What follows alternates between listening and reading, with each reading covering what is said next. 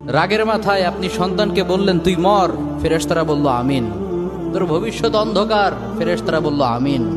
রেগে মেগে আপনি আপনার মেয়েকে বললেন জীবনেও তোর কপালে স্বামীর ভাত জুটবে না, ফেরেশতারা আবারও বলল আমিন। আচ্ছা, আপনি না সেই ব্যক্তি যে তার নিজের জীবনের চাইতেও সন্তানকে বেশি ভালোবাসেন? আপনি না সেই ব্যক্তি যে তার সন্তানের জন্য হাসতে হাসতে নিজের জীবনটাও দিয়ে দিতে পারেন? আপনি না সেই ব্যক্তি যে আল্লাহর কাছে নিজের চাইতেও সন্তানের জন্য বেশি দোয়া করে?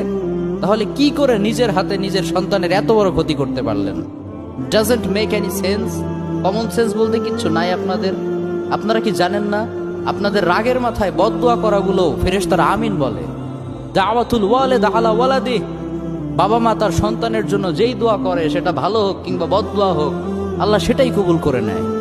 এজন্য খবরদার, নেভার কার্স ইউর চিলড্রেন। রাগের মাথায় কখনো সন্তানকে অভিশাপ করবেন না।